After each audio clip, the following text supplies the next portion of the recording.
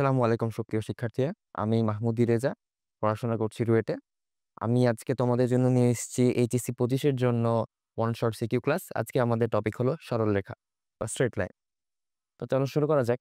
সরলরেখা বুঝতে হলে প্রথমে আমাদের স্থানাঙ্ক ব্যবস্থা সম্পর্কে একটু ভালো আইডিয়া থাকতে হবে। আমরা সরলরেখায় দুই ধরনের স্থানাঙ্ক ব্যবস্থা দেখে থাকি। একটা হলো কার্তেশীয় স্থানাঙ্ক, যেটা সবাই তোমরা জানো। আমরা দুইটা অক্ষ নিই এবং যে কোনো বিন্দুকে এক্স ওয়াই দিয়ে প্রকাশ করি। এক্স ওয়াই দিয়ে কোনো বিন্দু প্রকাশ করলে আমরা প্রথম চতুর্ভাগে একটা বিন্দু পেতে পারি, দ্বিতীয় চতুর্ভাগে পেতে পারি, তৃতীয় চতুর্থ, এরকম চারটা চতুর্ভাগে আমরা যে কোনো বিন্দু পেয়ে থাকি। এখানে আমাদের চলক কি থাকে দেখো, এক্স এবং ওয়াই, অর্থাৎ দুইটা কোঅর্ডিনেট দিয়ে আমরা যে কোনো বিন্দুকে প্রকাশ করতে পারি। সেখানে এক্সটা কি দেখো, এক্স হলো আসলে ওয়াই অক্ষ থেকে দূরত্ব এক্স, এবং ওয়াই হলো এক্স অক্ষ থেকে দূরত্ব। ঠিক আছে। এবার আরেক ধরনের স্থানাঙ্ক ব্যবস্থা আমাদের প্রয়োজন হয়, সেটা হলো পোলার স্থানাঙ্ক ব্যবস্থা।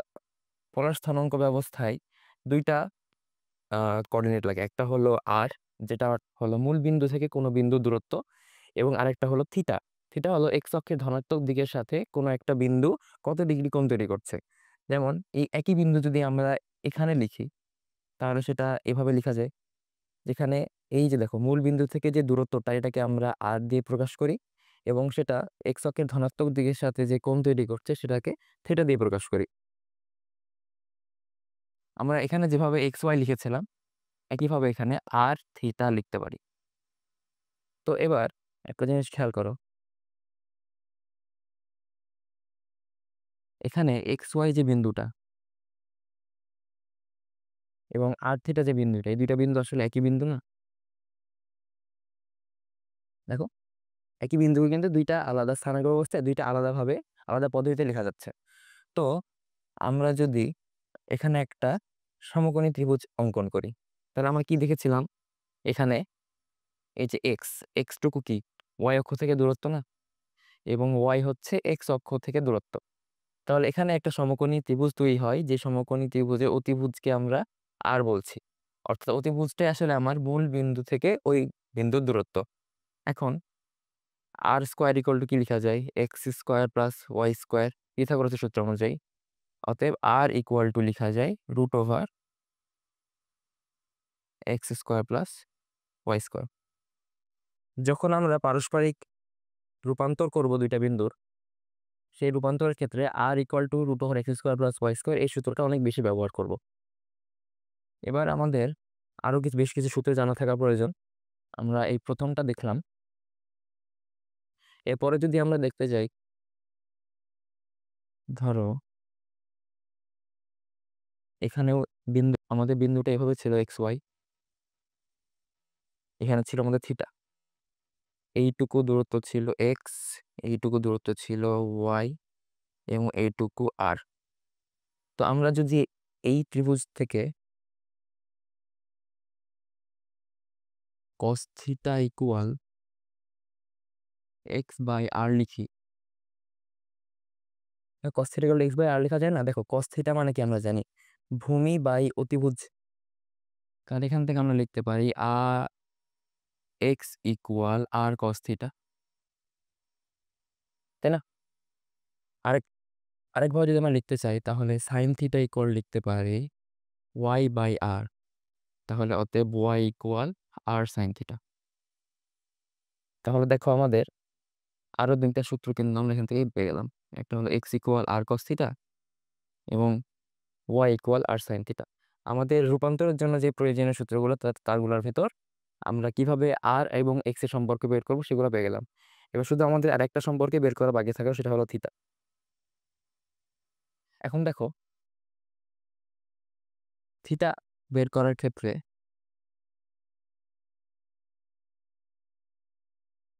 আমাদের চতুর্ভাগের উপর থিটা বের করার মানে থিটার বৈশিষ্ট্যগুলো নির্ভরশীল। যদি প্রথম চতুর্ভাগে হয়ে থাকে আমাদের বিন্দুটা, তাহলে থিটা বের করা কিন্তু আসলে সহজ। দেখো আমরা কি জানি, tan theta equal y by x, যেহেতু এটা হচ্ছে লম্ব, এটা হচ্ছে ভূমি, তাই না? তাহলে থিটা ইকুয়াল লেখা যায় tan inverse y by x. প্রথম চতুর্ভাগের ক্ষেত্রে আমরা থিটার মান পেয়ে গেলাম। প্রথম চতুর্ভাগের ক্ষেত্রে আসলে সহজ, দ্বিতীয় এবং তৃতীয়, চতুর্থ, চতুর্ভাগের ক্ষেত্রে ব্যাপারগুলো একটু অন্যরকম হয়ে থাকে। যেমন যদি দ্বিতীয় চতুর্ভাগের ক্ষেত্রে আমরা ব্যাপারগুলো চিন্তা করি, তাহলে আমাদের বিন্দুটা এখানে এবং এটা হচ্ছে থিটা। তাহলে দ্বিতীয় চতুর্ভাগের ক্ষেত্রে চিন্তা করো, আমাদের এক্স অক্ষের ধনাত্মক দিকের সাথে তৈরি কোণ কোনটা? এটা না? এটাকে যদি থিটা বলি আর যদি এটাকে আমি আলফা বলি, তাহলে দেখো এক্স অক্ষের ধনাত্মক দিকের সাথে পুরো 180 মাইনাস সামথিং কোণ তৈরি করছো, তাই না? তাহলে এখানে আমাদের থিটা হবে আসলে পাই মাইনাস ট্যান ইনভার্স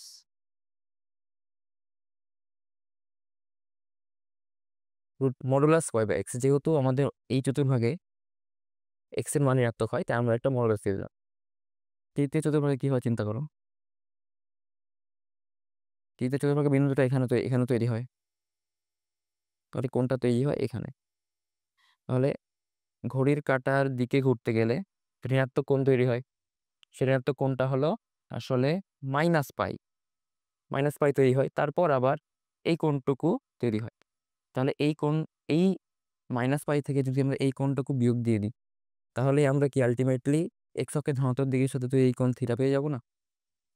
তাহলে আমাদের যোগ করতে হবে আবার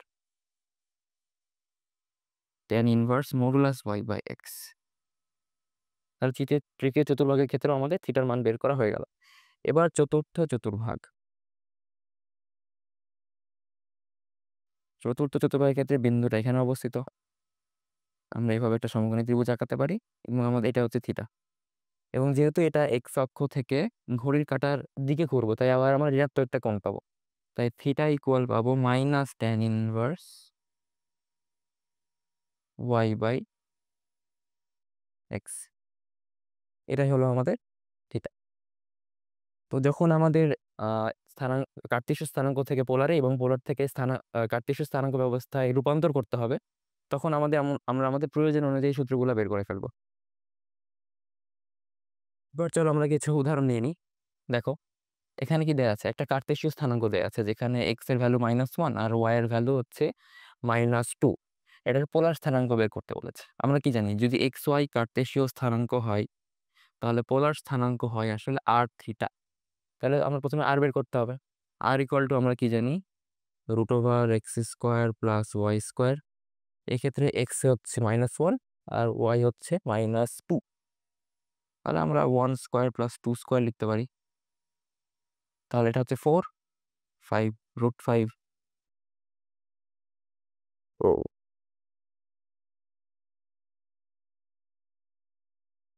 √5। আবার দেখো এই বিন্দুটা কোন চতুর্ভাগে? ভুজ এবং কোটি দুইটা ঋণাত্মক, তাহলে এই বিন্দুটা আসলে তৃতীয় চতুর্ভাগে। তৃতীয় চতুর্ভাগের ক্ষেত্রে থিটা হবে -pi plus tan inverse modulus y by x.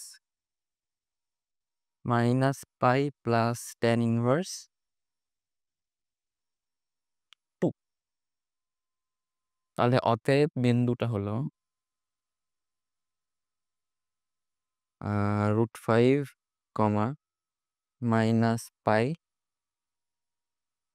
Plus tan inverse 2। এটাই হচ্ছে আমাদের কেন্দ্রবিন্দু। এবার দেখো ঠিক বিপরীত কাজটা করতে হবে। দেখো এখানে পোলার স্থানাঙ্ক দেওয়া আছে, এটা হচ্ছে আমাদের আর, এটা হচ্ছে আমাদের থিটা। আর থিটা থেকে এক্স ওয়াই যেতে হবে। তাহলে আমরা কি কি দেখেছিলাম, এক্স ইকুয়াল আর কস থিটা। তাহলে 3 cos 30, তাহলে 3√3/2।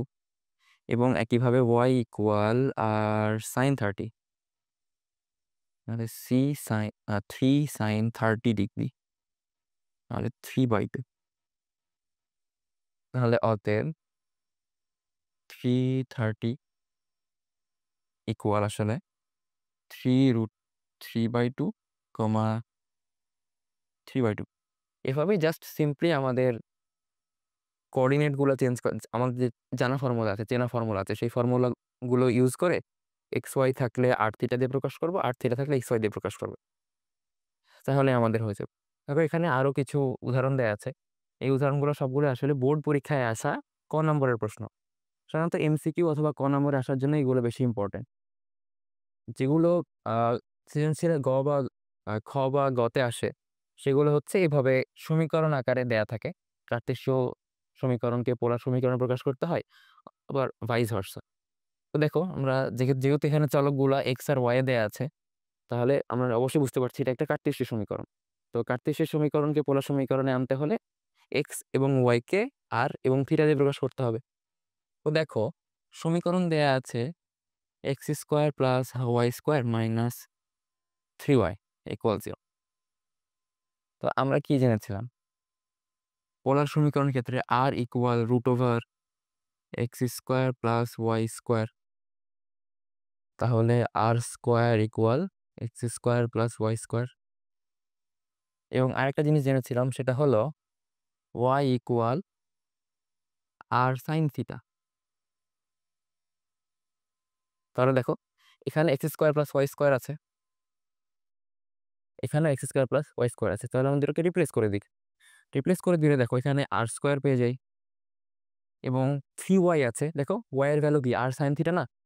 তাহলে এখানে আমরা 3r সাইন থিটা বসিয়ে দিতে পারবো ইকুয়াল 0। তাহলে সমীকরণ থেকে ওয়ে বসে আর দিয়ে ভাগ করে দিই। তাহলে r minus three sine theta equal 0। এটাই হলো আমাদের অ্যান্সার।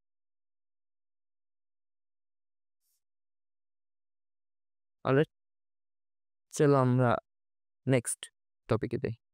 সেটা দুইটা বিন্দু দূরত্ব। দুইটা বিন্দু দূরত্ব নির্ণয় আসলে আমরা অনেক ছোটবেলা থেকে শিখে আসছি। ব্যাপারগুলো কিরকম? যদি দুইটা বিন্দু হয় x1 আর y1, আর আরেকটা বিন্দু x2 y2, এর মধ্যবর্তী দূরত্বটাকে যদি আমরা d দিয়ে প্রকাশ করি, তাহলে d ইকুয়াল লিখতে পারি আসলে আম, ভুজ দুইটার ব্যবধানের বর্গ প্লাস কোটি দুইটার ব্যবধানের বর্গ ছোট করে। ওকে, এবার আমরা জিনিসটা নিয়ে আগে আলোচনা করেছি যে অক্ষ থেকে দূরত্ব আমরা কিভাবে চিন্তা করি। দেখো যখন কোনো আমরা অক্ষে বিন্দু বসাই তখন কিভাবে বসাই? তাহলে এক্স ওয়াই বিন্দু বসাবো, তাহলে এক্স কি লিখি? এখানে এক্স লিখি এতটুকু। দেখো এই দূরত্বটুকু আসলে ওয়াই অক্ষ থেকে বের করি না, এটুকুকে এক্স বলি। আবার যখন ওয়াই বসাই তাহলে উপরে যাই, যখন উপরে যাচ্ছি তখন কি আসলে এক্স অক্ষ থেকে উপরে যাচ্ছি না? তাহলে এই যে এক্স অক্ষ থেকে উপরে যাচ্ছি, তার মানে এই দূরত্ব এক্স অক্ষ থেকে দূরত্বটা ওয়াই হচ্ছে। তাহলে কোনো বিন্দু যদি এক্স ওয়াই হয়, তাহলে এক্স অক্ষ থেকে দূরত্ব হবে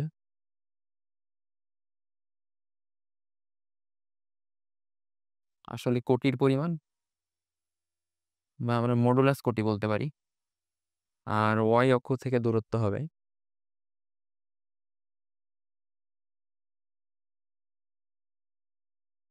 মডুলাস ভুজ। বুঝা গেল? এবার দেখ পোলার স্থানাঙ্ক ব্যবস্থায় দূরত্ব, এই ব্যাপারটা নিয়ে অত বেশি হয়তো আলোচনা হয় না কিংবা প্রশ্ন কম আসে, কিন্তু এমসিকিউ আসার জন্য বেশ গুরুত্বপূর্ণ একটা প্রশ্ন। তো দেখো এখানে দেখুন, যেমন আমরা দুইটা বিন্দু নিয়েছিলাম x1 y1, এখানে দুইটা বিন্দু নিব r1 θ1 আর নিব হচ্ছে r2 θ2। আমরা কি দেখেছিলাম? পোলার স্থানাঙ্ক ব্যবস্থায় কোনো বিন্দুকে আর থিটা দিয়ে প্রকাশ করা হয়, তাই না? আর এখানে ধর মধ্যবর্তী দূরত্ব আমরা ডি নিলাম, তাহলে ডি হবে r1 square plus r2 square minus 2r1 r2 cos θ1 difference θ2, এবং এটা হবে রুটের ভিতর। দেখো আমরা ভেক্টরে বা অন্য কোনো জায়গায় লব্ধি বলের সূত্র পড়েছিলাম না, p square plus q square plus 2p q cos theta. সূত্রটা কিন্তু এরকমই। পোলার স্থানাঙ্ক ব্যবস্থায় দুইটা বিন্দু দূরত্ব নির্ণয়টা কিছুটা লব্ধি নির্ণয়ের সূত্রের মতো। যাই হোক, এটা আমাদের লাইফ থেকে চলে গেল। এখন আমরা একটা প্রশ্ন সলভ করি।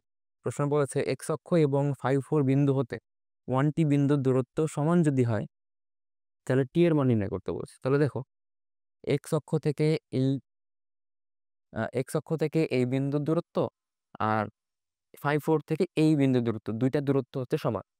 তাহলে এক্স অক্ষ থেকে 1টি বিন্দুর দূরত্ব আমরা কি মডুলাস অফ কোটি জানলাম। তাহলে এক্স অক্ষ থেকে 1টি এর দূরত্ব আমরা জেনেছিলাম টি। এবার 5 4 থেকে 1টি এর দূরত্ব, এটা কি আমরা একটু আগে ফর্মুলা শিখলাম না? তাহলে ওখানে ফর্মুলা বসিয়ে দিই। ফর্মুলা ছিল ভুজের অন্তরের যোগফল প্লাস কোটির অন্তরের যোগফল, তাই না? তাহলে এখন এই দূরত্ব অবশ্যই সমান, কারণ প্রশ্ন বলেছে এদের দূরত্ব হচ্ছে সমান। তাহলে আমরা সমান বসিয়ে দিব। সমান বসালে আমরা পাই এটা কি 4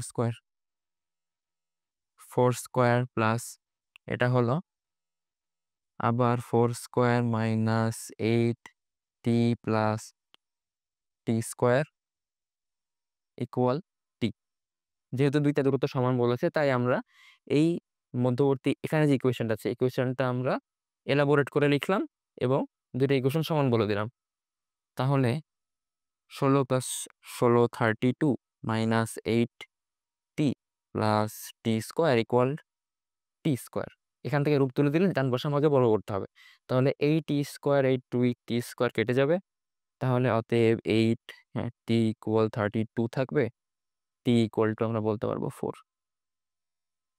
এটাই আমাদের আনসার। এবার দেখো বিভক্তিকরণ। বিভক্তিকরণ শব্দটা শুনে তুমি বুঝতে পারছো, বিভক্তি মানে বোঝা আসলে ভাগ করা। অর্থাৎ আমার কোনো একটা সরল রেখা থাকবে বা কোনো একটা বিন্দুর সংযোজক রেখাংশ থাকবে, ওটাকে আমরা ভাগ করে দেবো। অনেক ভাগ করে দুই রকম হতে পারে। একটা হতে পারে অন্তর্বিভক্তিকরণ, অর্থাৎ দুইটা সরল রেখার যদি সংযোগ রেখাংশ থাকে, বা এটা যদি কোনো সরল রেখার সংযোগ রেখাংশ হয় বা কোনো সরল রেখা হয় বা কোনো রেখাংশ হয়, তাহলে এটাকে মাঝ বরাবর কেটে দিব। এটাকে আমরা বলবো অন্তর্বিভক্ত। অর্থাৎ এদের সংযোগ রেখাংশের কোনো একটা জায়গা থেকে কেটে দেব, এদিকেও হতে পারে এদিকেও হতে পারে, সেটাকে আমরা বলবো হচ্ছে অন্তর্বিভক্তি। এখন ধরো কোনো আম, বিন্দুর স্থানাঙ্ক হচ্ছে x1 y1 আর আরেকটা বিন্দুর স্থানাঙ্ক হচ্ছে x2 y2। ঠিক আছে, এখানে এমন একটা বিন্দু xy আছে যেই বিন্দু ফলে এই দুইটা বিন্দুর সংযোগ রেখাংশ দুইটা আলাদা ভাগে ভাগ হয়, তাই না? তো দুইটা আলাদা ভাগে ভাগ হওয়ার ফলে এদের যে দূরত্ব আর এই অংশে যে দূরত্ব, এই দুইটার দূরত্বের অনুপাত হয় m1/m2।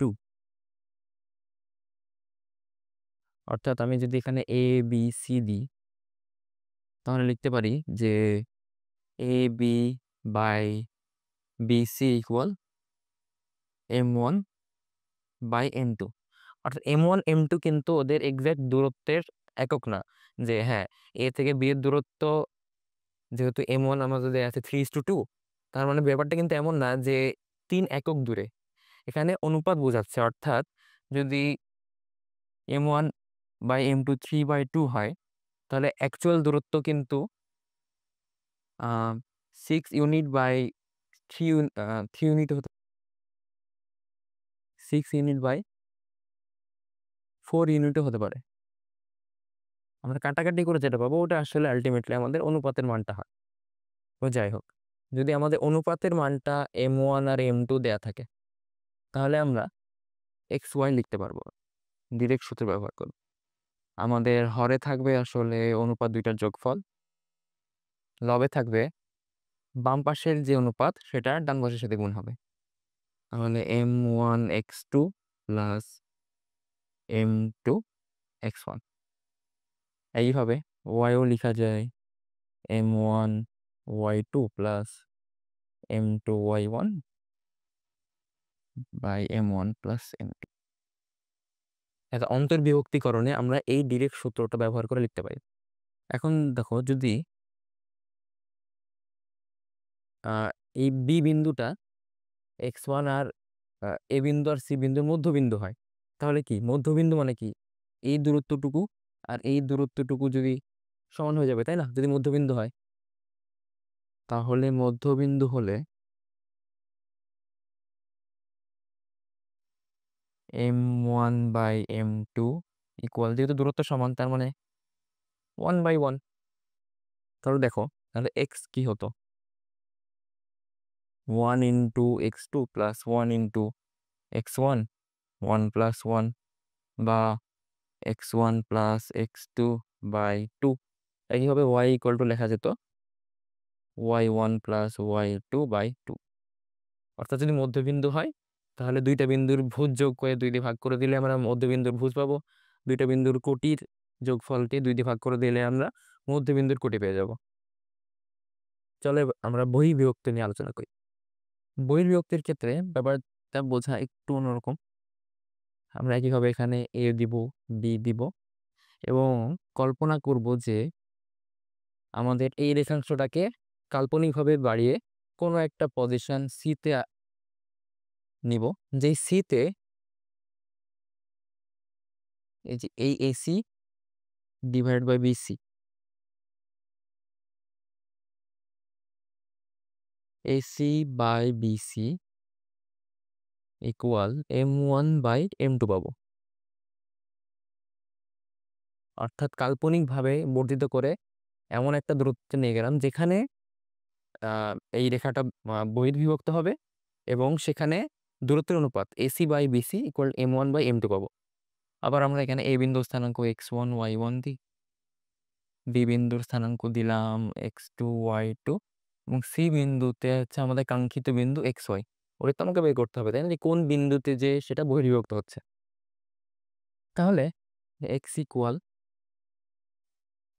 এখন এটার সাথে এটা গুণ করা যায়, সরি, এটার সাথে এটা গুণ দিব, এটার সাথে এটা গুণ দিব, তাহলে m1x2 মাইনাস, অন্তর্বিভক্তিতে প্লাস ছিল, এখানে হয়ে যাবে মাইনাস m2x1। আবার নিচে দিব m1 মাইনাস m2। একইভাবে y ইকুয়াল টু লেখা যায় m1y2 minus m2y1 divide by m1 minus m2। শুধু চিহ্ন নিয়ে একটু কেয়ারফুল থাকলে অন্তর্বিভক্তিকরণ আর বহির্বিভক্তিকরণে খুব একটা তফাৎ নেই। এবার দেখো, কোনো সরল রেখা যদি কোনো বিন্দুর সংযোগ রেখাংশকে বিভক্ত করে, যেমন ধরো এটা হচ্ছে আমাদের আহ দুইটা বিন্দুর সংযোগ রেখাংশ এবি। হ্যাঁ, এবি কে কোনো একটা সরলরেখা যদি ভাগ করে দেয়, আর এটা একটা আমাদের সরলরেখা, যে সরলরেখার সমীকরণ হচ্ছে x plus by plus C equal 0। হ্যাঁ, তাহলে এখানে কি একটা বিন্দুতে বিভক্ত হবে, তো এইটুকু যদি m1 হয় আর এইটুকু যদি m2 হয়, তাহলে আমরা বলতে পারবো m1/m2 equal ax1 plus by1 plus C by ax2 plus by2 plus c. অর্থাৎ আমাদের যে বিন্দুগুলো দেয়া থাকে, যে দুইটা বিন্দুর সংযোগী রেখাংশকে নিয়ে আমরা কাজ করছি, সেই বিন্দুগুলো আমরা সরলরেখায় বসিয়ে দিব, তাহলে হবে। এই x1 y1টাকে আমরা এই সরলরেখায় বসিয়ে দিয়েছি, তাহলে আমরা কোন অনুপাতে বিভক্ত করে সেটা পেয়ে যাব।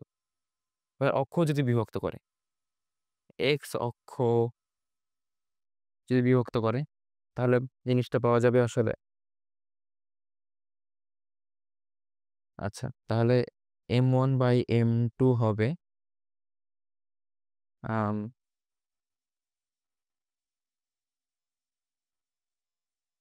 কোটি 1/কোটি 2।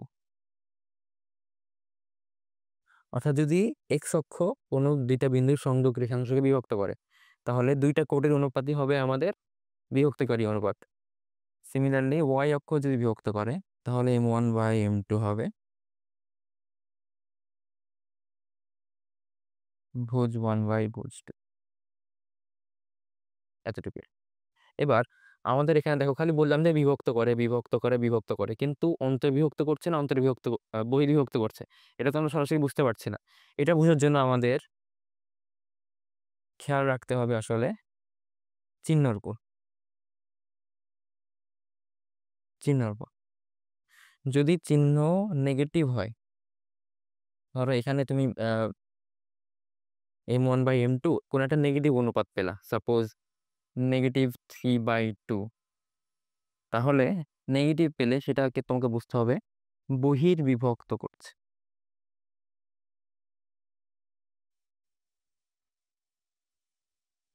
আর যদি পজিটিভ পাও তাহলে বুঝবা অন্তর্বিভক্ত।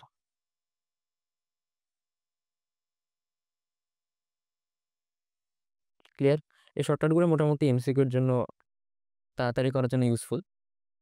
সিকিউ এ তুমি হচ্ছে করার সময় নিজের অ্যান্সার ঠিক আসছে কিনা সেটার জন্য ফ্যাক্ট চেক করার জন্য অনেক সময় করতে পারো।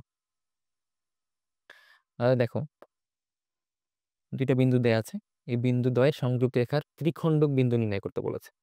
অর্থাৎ এটা যদি আমার 0, 7 হয়,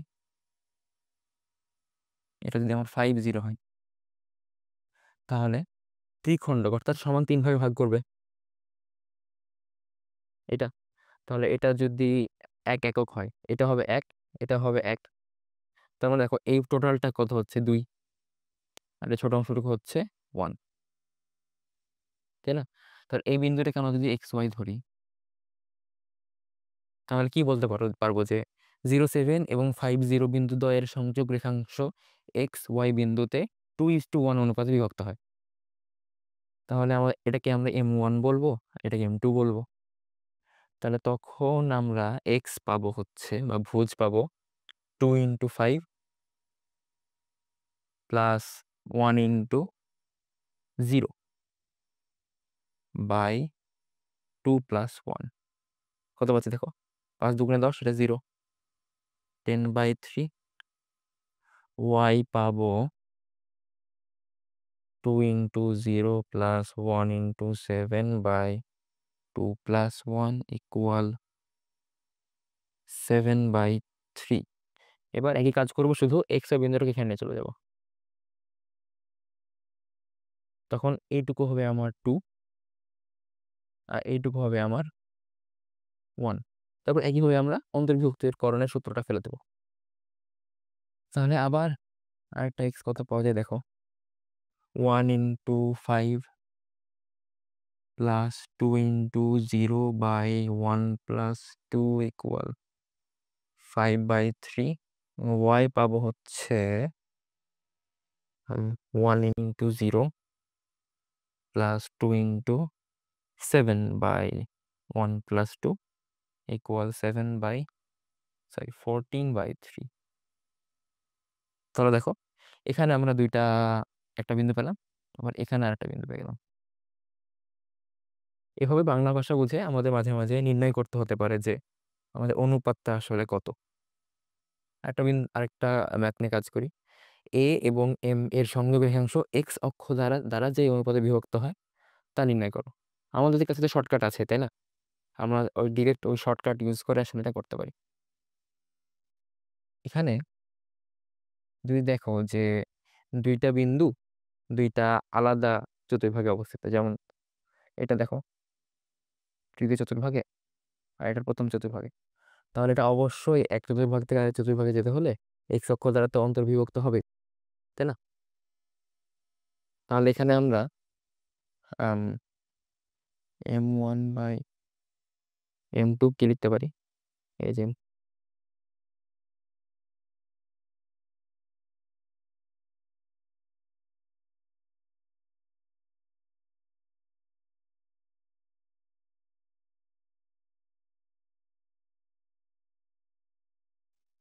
তাহলে -2/1 পেলাম। তাহলে আমরা বলতে পারি 2:1 অনুপাতে অন্তর্বিভক্ত হলো। ওকে, এবার আসো ক্ষেত্রফল সংক্রান্ত। সাধারণত আমাদের ত্রিভুজের ক্ষেত্রফলই বের করতে হবে। এছাড়া আমরা এই একই সূত্র দিয়ে অন্য যে কোনো বহুভুজ, চতুর্ভুজ, পঞ্চভুজ, ষড়ভুজেরও ক্ষেত্রফল বের করতে পারি। তো ধরো যদি বিন্দুর স্থানাঙ্ক হয় x1 y1, তারপর x2 y2, x3 y3, তাহলে আমরা ক্ষেত্রফল লিখতে পারি হাফ x1, এখানে লিখবো y1, x2 y2, x3 y3, আবার x1 y1। হ্যাঁ, এবার এই জিনিসটা করার জন্য আমাদের একটা জিনিস খেয়াল রাখতে হয়, সেটা হয় ঘড়ির কাঁটার বিপরীত দিকে এই বিন্দুগুলো আনত রাখতে হয়। ত্রিভুজের ক্ষেত্রে আসলে ঘড়ির কাঁটার বিপরীত দিকে হোক বা দিকে হোক মোটামুটি মানের কোনো ডিফারেন্স হয় না, কিন্তু যখন অন্য বহুভুজের ক্ষেত্রে আমরা ব্যবহার বের করব, তখন অবশ্যই আমরা কি ঘড়ির কাঁটার বিপরীত দিকে ধরে করতে হবে, না হলে আমাদের অ্যাকুরেট ভ্যালু আসবে না। এখন এটা যদি আমরা লিখতে চাই, তাহলে দেখো প্রথমে এই সিকোয়েন্সে আমাদের গুণ করতে হবে, যেটা হবে আমাদের প্লাস চিহ্নযুক্ত। তাহলে x1 y2 plus x2 y3 plus x3 y1 হলো মাইনাস, এবার এই সিকোয়েন্সে আমাদের ঋণাত্মক চিহ্ন যুক্ত পদগুলো আসবে। x2 y1 plus x3 y2 plus x1 y3, এখান থেকে আমরা আমাদের ত্রিভুজের ক্ষেত্রফল পেয়ে যাব। অলরাইট, এবার সঞ্চার পথের সমীকরণ। সঞ্চার পথের সমীকরণ, সঞ্চার পথ বলতে আসলে কি বোঝায়? সঞ্চার পথ বলতে বোঝায় কোনো একটা বিন্দু কোন পথে সঞ্চারিত হবে, কোন পথে চলবে, তার চলার পথটাই আসলে সঞ্চার পথের সমীকরণ। তাহলে আমরা যদি সরল রেখা একটা চিন্তা করি, তার মানে কি একটা বিন্দু একই সরল পথে সব সময় চলতে থাকছে, তাহলে এটা এই হাজার হাজার হাজার হাজার হাজার হাজার বিন্দুর সঞ্চার পথের সমীকরণ।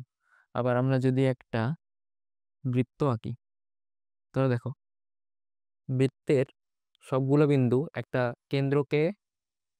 কেন্দ্রকে মাঝে রেখে সবসময় সমান দূরত্ব রেখে এভাবে গোলভাবে ঘুরছে। তাহলে এখানে এই বৃত্তের এই যে পরিধিটুকু, সেটা হলো হাজার হাজার হাজার হাজার বিন্দুর সঞ্চার পথের সমীকরণ। তার মানে সঞ্চার পথ এর সমীকরণ বলতে আসলে বোঝাচ্ছে চলার পথ, একটা বিন্দু কোন পথে চলবে সেটা আমাদের বের করতে হবে। এখন অনেক সময় চলক দিয়ে প্রশ্ন করা থাকবে, তখন টি দেয়া থাকবে, পি দেয়া থাকবে, তখন সেগুলোকে আমরা কার্টেসীয় আমাদের চেনা সমীকরণে প্রকাশ করবো, এক্স ওয়াই প্রকাশ করব। আবার অনেক সময় বাংলা ভাষা লেখা থাকবে, সেই বাংলা ভাষাগুলোকে আমরা আমাদের চেনা সমীকরণে ফেলে তখন এক্স এবং ওয়াই এর মাধ্যমে তাদের সম্পর্ক দেখাবো। ওই সম্পর্কটাই হবে আমাদের সঞ্চার পথের সমীকরণ। চলো একটা উদাহরণ দিই, দেখো -4 বিন্দু থেকে সর্বদা 6 একক দূরত্ব তৈরি করে এমন বিন্দুর সঞ্চার পথের সমীকরণ নির্ণয় করো। তাহলে আমরা ধরি যে আমাদের কাঙ্ক্ষিত বিন্দু এক্স ওয়াই, তাহলে এই এক্স ওয়াই বিন্দুটা কি হবে, সবসময় -4 বিন্দু থেকে 6 একক দূরত্ব তৈরি করবে। তার আমরা দূরত্ব বের করার সূত্রটা বসাই। তাহলে x+4 plus y-2 square equal 6, তাই না? দেখো দূরত্ব বের করার সূত্র ফেলে দিয়েছি আমরা। তাহলে অতএব x+4 plus y-2 equal 6 square. দেখো তো এটা একটা বৃত্তের সমীকরণ না? বৃত্তের সমীকরণ কি ছিল? x² plus y² equal r², যেখানে আর হচ্ছে ব্যাসার্ধ। দেখো এটা কেন্দ্র, দেখো -4 2 না, দেখো কেন্দ্র -4 2। তাহলে আমরা এভাবে সঞ্চার পথের সমীকরণ খুব সহজে বের করে ফেলতে পারি। এবার দেখো যদি x cos alpha plus y sine alpha equal p সমীকরণটি অক্ষদ্বয়কে এ ও বি বিন্দুতে ছেদ করে, তবে দেখাও যে এ বি এর মধ্যবিন্দু সঞ্চার পথের সমীকরণ এটা। তাহলে আমরা প্রথমে একটা জিনিস জেনে নিই, সেটা হলো দেখো যদি এই বিন্দুর স্থানাঙ্ক a0 হয় আর এই বিন্দুর স্থানাঙ্ক হয় 0b, তাহলে এই দূরত্বটা অবশ্যই a, এই দূরত্বটা অবশ্যই b। তাহলে এই সরলরেখার সমীকরণটা সরাসরি লেখা যায় x/a প্লাস y/b ইকুয়াল 1। অর্থাৎ ডান পাশের সহগ যদি 1 হয় তাহলে এক্স এর নিচে যা থাকবে সেটাই আসলে এক্স অক্ষের খণ্ডিতাংশ, ওয়াই নিচে যা থাকবে সেটা ওয়াই অক্ষের খণ্ডিতাংশ। অর্থাৎ আমরা এখন এই সমীকরণটাকে ওই রূপে নিয়ে যাই। বলা আছে x cos alpha plus y sine alpha equal P. তাহলে কি লেখা যায়? এক্স বাই পি দিয়ে উভয় পক্ষকে ভাগ করে দিয়ে কজ আলফা নিচে চলে আসে, P by sine alpha equal হচ্ছে 1। তাহলে আমরা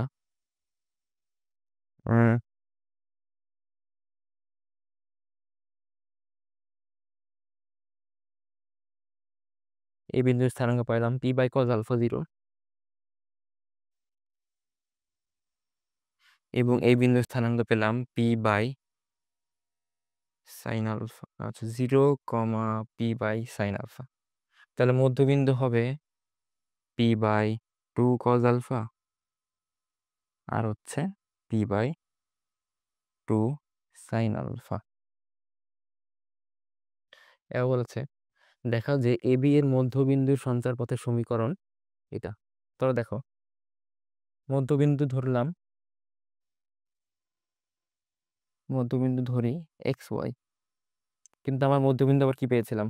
এটা পেয়েছিলাম না? তাহলে লিখে দিই, দেখো x equal to p by 2 cos alpha লিখে দিই। তাহলে এখান থেকে কি লেখা যায়? Cos alpha equal p by 2x। একইভাবে লেখা যায় y equal p by 2 sine alpha. তাহলে sine alpha equal p by 2y। এটা হচ্ছে 1, এটা হচ্ছে 2।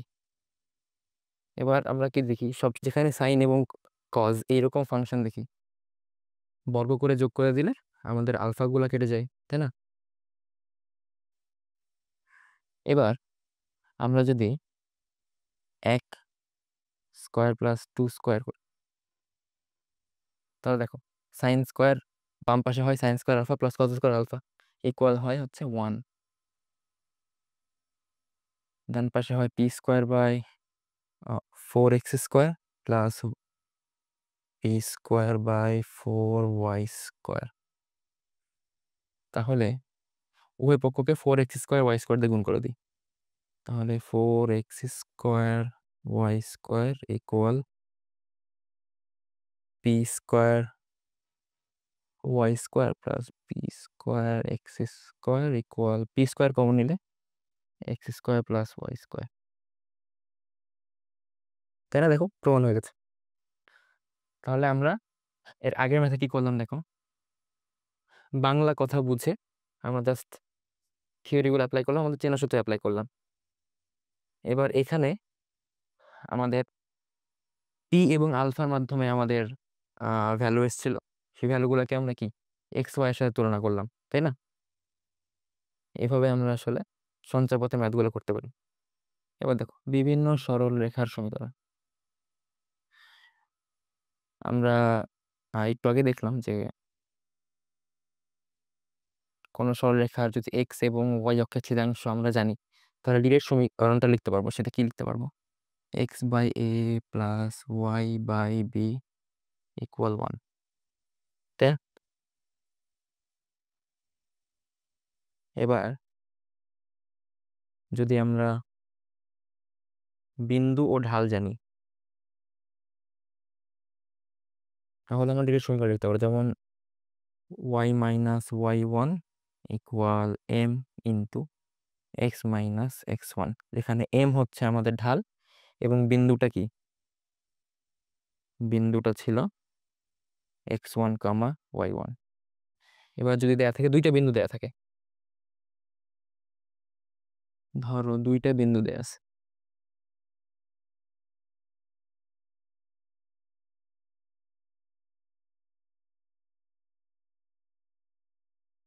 দুইটা বিন্দু দেয়া আছে হচ্ছে এক্স ওয়ান ওয়াই ওয়ান আর হচ্ছে এক্স টু ওয়াই টু।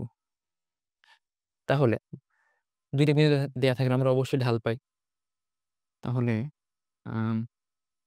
আমরা লিখতে পারি এভাবে y minus y one by x minus x one, যে কোনো একটা বিন্দু নিলে হয় আসলে, ইকুয়াল ঢাল M equal x one sorry, উপরে হয় হচ্ছে কোটির অন্তর y one minus y two x one minus x two. সেটা দুইটা বিন্দু জানা থাকলে আমরা সমীকরণ ডিরেক্ট লিখতে পারি। এবার দেখো একটা নতুন ধরনের সমীকরণ। ধরো এরকম একটা সমীকরণ দেওয়া আছে, মূল বিন্দু থেকে যার লম্ব দূরত্ব পি দেওয়া আছে এবং যে লম্বটা তৈরি হচ্ছে সেটা আলফা দেওয়া আছে। তাহলে এই সমীকরণটা লেখা যায় x cos alpha plus y sine alpha equal, এই সমীকরণটা আমরা সরাসরি লিখতে পারি। চলো এবার আরেকটা নতুন জিনিস দেখে ফেলি, একটা ম্যাথ দেখে ফেলি। এবি সরলরেখাটি ওয়াই অক্ষকে যে বিন্দুতে ছেদ করে তা নির্ণয় করো। দেখো এবি কি, এই দুইটা বিন্দু, আমরা কি দেখলাম, দুইটা বিন্দু দেয়া থাকলে আমরা সমীকরণ লিখতে পারি এভাবে y minus five by y minus five by x plus one. প্রথমে আমরা দুই বিন্দু নিলাম, ইকুয়াল কি ঢাল না, এখন দুইটা বিন্দু কাজে লাগিয়ে আমরা ঢাল বের করি। ঢাল হচ্ছে ফাইভ প্লাস ওয়ান কোটিদ্বয়ের অন্তর by minus one minus three ভুজদ্বয়ের অন্তর। তাহলে six by minus four equal minus three by two. তাহলে আমরা নেক্সট লাইন লিখি two y minus five equal minus three x minus three বা three x plus two y minus two equal zero. এটাই হচ্ছে আমাদের কাঙ্ক্ষিত সমীকরণ। এবার কি বলেছে, সমীকরণ সরলরেখাটি ওয়াই অক্ষকে যে বিন্দুতে ছেদ করে।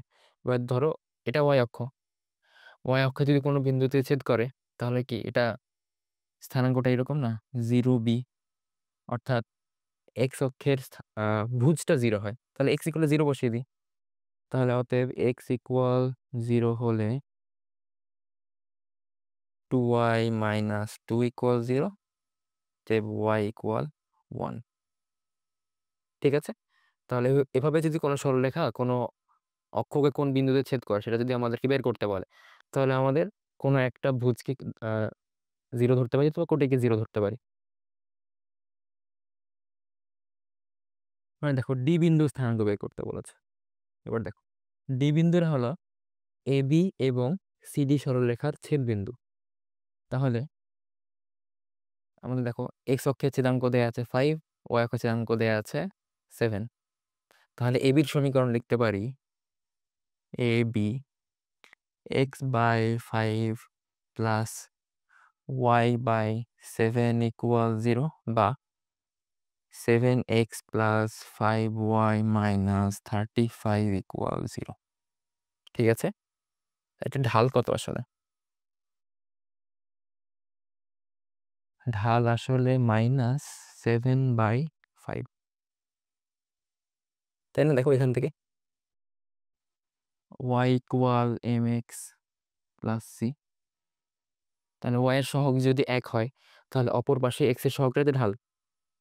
তা দেখো এই সেভেন এক্সটাকে ওই পাশে নিয়ে গেলে মাইনাস সেভেন এক্স হয়, আর ওয়াই এর সহগ এক করতে হলে 5 দিয়ে ভাগ দিতে হয়, তাহলে মাইনাস সেভেন বাই ফাইভ এর ঢাল। এবার আমরা কি জানি, দুইটা সরলরেখা যদি লম্ব হয়,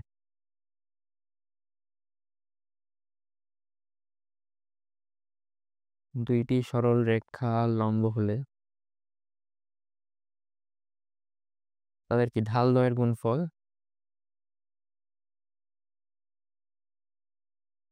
মাইনাস ওয়ান হয়, তাই না? যে দুইটা সরলরেখা যদি পরস্পর লম্ব পাই আমরা, তাহলে তাদের ঢাল দ্বয়ের গুণফল মাইনাস ওয়ান হয়। তাহলে এ বি এর ঢাল যদি মাইনাস সেভেন বাই ফাইভ হয়, তাহলে M of A B into M of CD, মানে অর্থাৎ এ বি রেখার ঢাল ইন্টু সিডি রেখার ঢাল ইকুয়াল কি আমরা মাইনাস ওয়ান লিখতে পারি। তাহলে অতএব এম অফ সিডি আসলে -1 ডিভাইডেড বাই -7/5 ইকুয়াল 5/7। ডান। এবার 5/7 যদি ঢাল হয় তাহলে সিডি রেখার সমীকরণ আমরা কি বের করতে পারি? দেখো সিডি সি এর স্থানাঙ্ক দেওয়া আছে। এবার শুধু ডি বের কর ঢালও জানি আমরা, তাহলে সিডি রেখার সমীকরণ লিখতে পারি y - 5/x+4 ইকুয়াল 5/7। এখান থেকে লিখতে পারি 7y - 35 ইকুয়াল 5x+20। তাহলে অতএব সিডি হলো 5x - 7y প্লাস 55।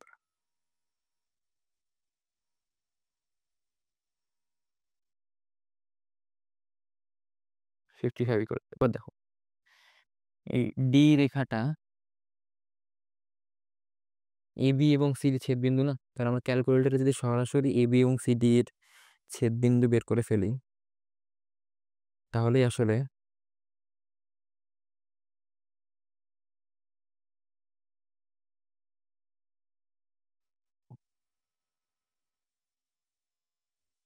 ছেদবিন্দুটাই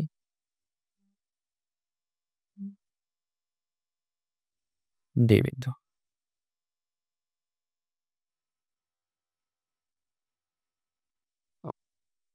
এটা আসলে 1 হবে।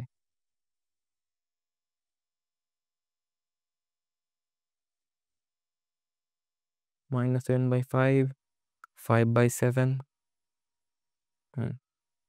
7y - 35 5x+20 5x - 7y plus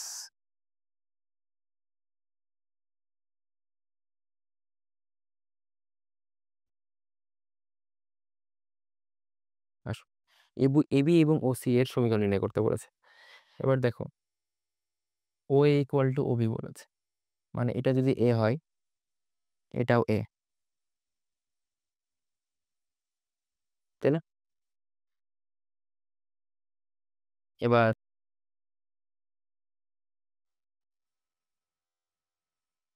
যেহেতু এটা একটা সমকোণী সমদ্বিবাহু ত্রিভুজ, এটা 90 ডিগ্রি, মানে এই কোণ আর এই কোণও সমান, তাহলে বাকি দুইটা কোণের যোগফল হচ্ছে 90 ডিগ্রি। আর যেহেতু সমান তাই এটা হবে 45, এটাও 45, তাই না? এবার দেখো এই কোণটা 90 ডিগ্রি, তাই না? আবার এটা 45, মানে এটাও আসলে 45, মানে নিচেও একটা সমকোণী সমদ্বিবাহু ত্রিভুজ তৈরি হয়েছে, ওপরেও সমকোণী সমদ্বিবাহু ত্রিভুজ তৈরি হয়েছে। পুরো বড় ত্রিভুজটা একটা সমকোণী সমদ্বিবাহু ত্রিভুজ। এবার আমাদেরকে এবি এবং ওসি এর সমীকরণ বের করতে বলেছে।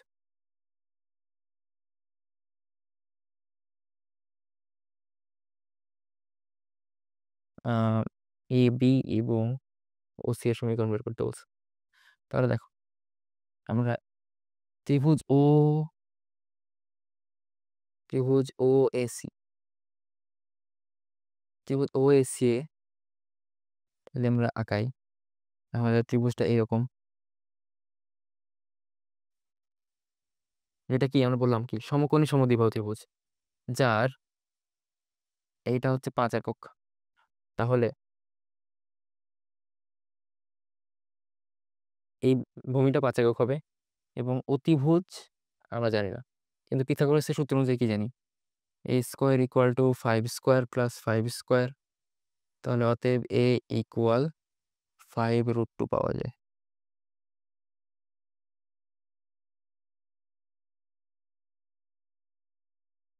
এবার এ ইকুয়াল টু 5√2 পেয়ে গেলাম, মানে এ বিন্দুর স্থানাঙ্ক আসলে 5√2 0, এ বিন্দুটার স্থানাঙ্ক 0 5√2, তাই না? তাহলে দুই বিন্দুর স্থানাঙ্ক আমরা জানি, তাহলে এ বি এর সমীকরণ বের করা খুবই সহজ। তাহলে এ বি এর সমীকরণ হলো y - 5√2/, x minus zero equal 5√2 minus zero, 0 minus 5√2। এই সমীকরণ ডান। এবার সি, এই যে এই বিন্দুটা, সি বিন্দুটা আলটিমেটলি, যেহেতু এরা সমকোণী দ্বিবাহু ত্রিভুজ, তাহলে সি বিন্দুটা এ বি এর মধ্যবিন্দু, এ বি এর মধ্যবিন্দু। তাহলে সি এর স্থানাঙ্ক হবে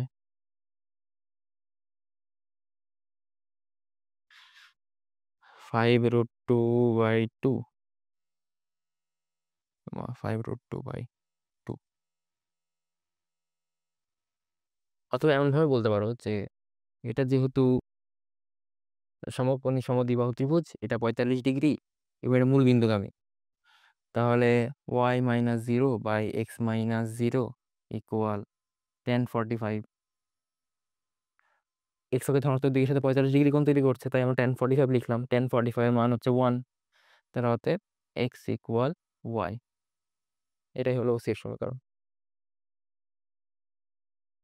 এরপর আমরা এ ও বি ত্রিভুজের ক্ষেত্রফল যদি 8 বর্গ একক হয়, তাহলে এ বি এর সমীকরণ নির্ণয় করো।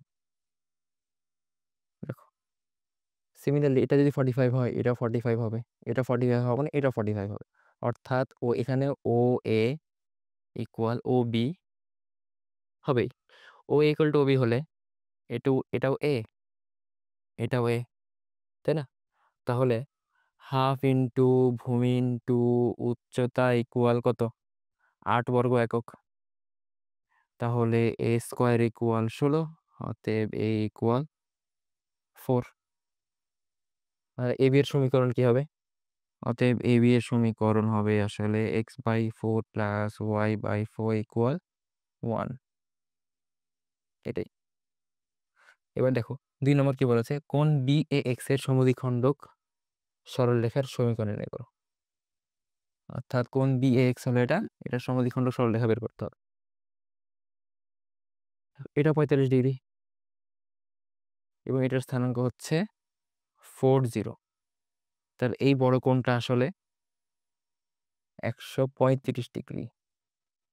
কিভাবে? 180 থেকে 45 বাদ দিয়েছি, এই পুরাটা হচ্ছে 180, এইটুকু 45, তাহলে বড় কোণটা অবশ্যই 135 ডিগ্রি হবে। তাহলে 135 ডিগ্রি হবে, তাহলে এটা সমদ্বিখণ্ডক কত হবে? তাহলে সমদ্বিখণ্ডকের ঢাল কত হবে? সমদ্বিখণ্ডকের ঢাল হবে tan 135 ডিগ্রি/2, যেটা আবার কি 40 বিন্দু দিয়ে যায়। তাহলে একটা বিন্দু জানি, একটা ঢালও জানি, তাহলে আমরা ডিরেক্ট সমীকরণ কি লিখতে পারবো? y minus 0/x-4 equal tan 135/2। শেষ। সমান্তরাল ও লম্ব। তো দুইটা সরলরেখা সমান্তরাল কখন হয়? যখন তারা সবসময়, তাদের চলার পথটা এমন হয় যে তারা সবসময় একে অপরের সাথে সমান দূরত্ব রেখে চলছে। অর্থাৎ এই দুইটা হলো সমান্তরাল সরলরেখা, কিংবা এরা হলো সমান্তরাল সরলরেখা। তাদের এই অবস্থায় দূরত্ব সবসময় সেম থাকবে। এখান থেকে বলো, এখান থেকে বলো, এখান থেকে, এখান থেকে, এখান থেকে, এখান থেকে, লম্ব দূরত্বটা সবসময় সমান থাকবে। তো সমান্তরাল সরলরেখার আরেকটা শর্ত হলো,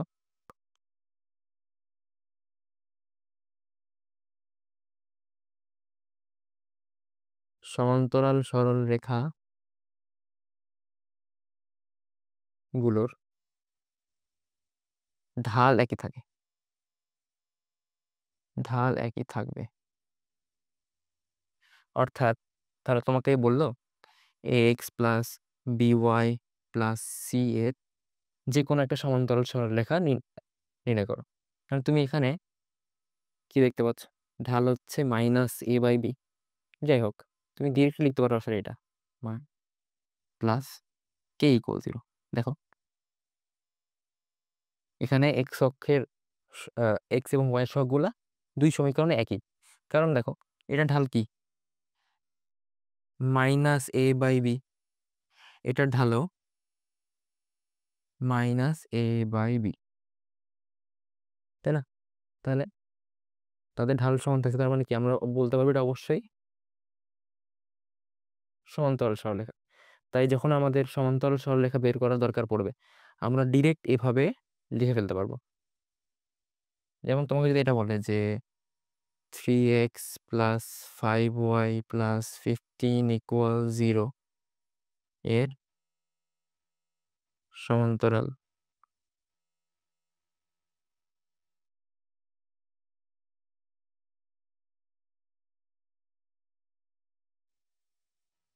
সরলরেখার সমীকরণ নির্ণয় করো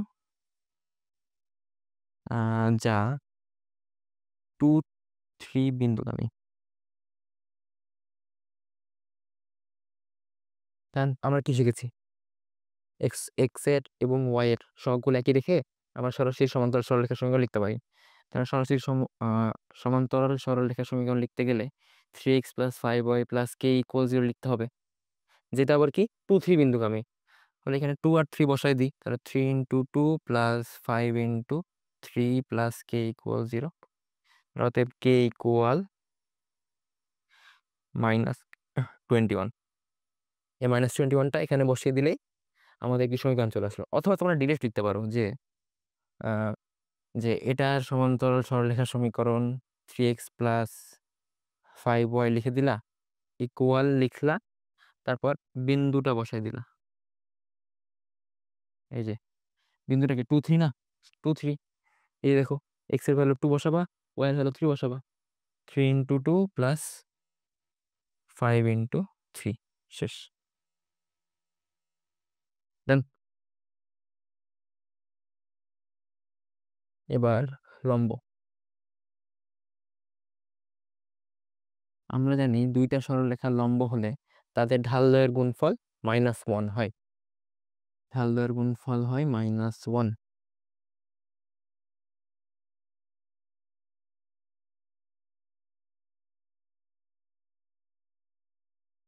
তাহলে ধরো ax plus by plus C equal 0, এই সরলরেখার লম্ব রেখার সমীকরণ তোমাকে লিখতে হবে। তাহলে এটা লম্ব রেখার কি হবে? লম্ব রেখা সরাসরি লেখা যায়। সরাসরি লিখতে গেলে ওয়াই এর সহগ এক্স এর সহগের কাছে যাবে, এক্স এর সহগ ওয়াই এর সহগের কাছে যাবে, এবং যে কোনো একটার আগে চিহ্ন মাইনাস হবে। তাহলে দেখো এ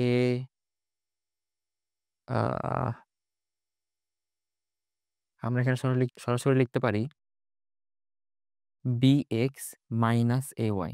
দেখো বি আগে ওয়াই এর সহগ ছিল, এখন আমরা বিটাকে এক্স এর সহগ হিসেবে লিখলাম। আগে এ ছিল ওয়াই এর সহগ, এখন এ কে আমরা, আগে এ ছিল এক্স এর সহগ, এখন আমরা এ কে ওয়াই এর সহগ হিসেবে লিখলাম। এবং একটার আগে ধরো দুইটার আগে প্লাস ছিল না, আর এখন যে কোনো একটার আগে মাইনাস বসিয়ে দিয়েছি, প্লাস ধ্রুবকটা চেঞ্জ হবে, কে ইকুয়াল 0। এটা আমরা সরাসরি লিখতে পারি। চলো এবার আমরা একটা উদাহরণ দেখে নিই। ধরো তোমার সমীকরণ দেওয়া আছে 3x plus 5y minus 15 equal 0 এর লম্ব রেখার সমীকরণ নির্ণয় করতে হবে। লম্ব রেখার সমীকরণ নির্ণয় করতে হবে,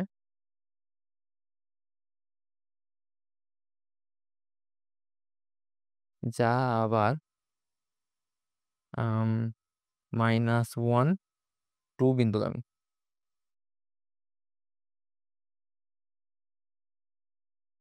তাহলে আমরা সরাসরি লম্ব রেখার সমীকরণ নির্ণয় করি। লম্ব রেখার সমীকরণ আমরা কি দেখেছিলাম? এক্স এবং ওয়াই সহ ঘুরে যাবে, যে কোনো একটার আগে মাইনাস হবে। তাহলে লিখি 5x minus 3y plus K equal 0। এর আবার কি -1, 2 বিন্দুগামী না, এর -1, 2 আমরা এক্স ওয়াই বসিয়ে দিই, বা -5 -6 প্লাস কে ইকুয়াল 0। অতএব কে ইকুয়াল 11। এখন কে এর ভ্যালুটা এখানে বসিয়ে দিলে আমাদের কাঙ্ক্ষিত সমীকরণ বের হয়ে যাবে। অথবা তোমরা সরাসরি লিখতে পারো যে 5x minus 3y equal 5 into -1 -3 into 2, দেখো তাহলে ইকুয়াল -11। তোমরা এইভাবে সরাসরি লিখতে পারো।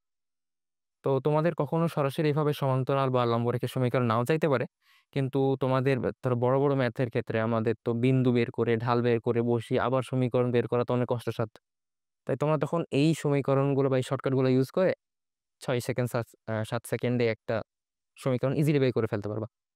এবার দেখো আরেকটা উদাহরণ নেই আমরা। x - 2y + 3 = 0 এবং 2x + 3y = 1 দুইটি যদি কোনো সামান্তরিকের দুইটি বাহু নির্দেশ করে এবং এই সামান্তরিকের কর্ণদ্বয়ের ছেদবিন্দু 2, -3 হলে অপর দ্বিবাহু সমীকরণ নির্ণয় করো। চলো আমরা আগে সামান্তরিকটা ভিজুয়ালাইজ করি। এই হলো আমাদের সামান্তরিকের চিত্র। এটা বলেছে এরা হচ্ছে দুইটা বাহু। আমরা কি জানি সামান্তরিকের দুই বিপরীত বাহুগুলো পরস্পর সমান্তরাল, অর্থাৎ এটা এটার সমান্তরাল হবে আর এটা এইটার সমান্তরাল হবে। তাহলে যদি দুইটা বিপরীত বাহুর সমীকরণ দেয়া থাকতো তাহলে আমাদের ওই বাহুগুলো ঢালে কি হতো? দেখো ঢাল একই আছে। এটা ঢাল হচ্ছে হাফ, এটা ঢাল হচ্ছে -2/3। তার মানে কি দুইটা সন্নিহিত বাহু দেয়া আছে। তাহলে আমরা দুইটা সন্নিহিত বাহু ধরে ফেলি। এটা ধরে ফেলি হচ্ছে x - 2y + 3 = 0, আর এই বাহুটা ধরে ফেলি 2x + 3y - 1 = 0 ধরে ফেললাম। এবার বলা আছে সামান্তরিকের কর্ণদ্বয়ের ছেদবিন্দু হচ্ছে 2, -3। তাহলে কর্ণদ্বয়ের ছেদবিন্দু আমরা লিখে ফেলি 2, -3। এবার বলেছে অপর দ্বিবাহু সমীকরণ নির্ণয় করো। তাহলে দেখো এই দুইটা সন্নিহিত বাহু দেয়া আছে, তাহলে আমরা অবশ্যই এই বিন্দুটার স্থানাঙ্ক বের করতে পারবো ছেদ বিন্দু বের করার মাধ্যমে। চলো আমরা ছেদ বিন্দু বের করে ফেলি। তাহলে বলেছে x - 2y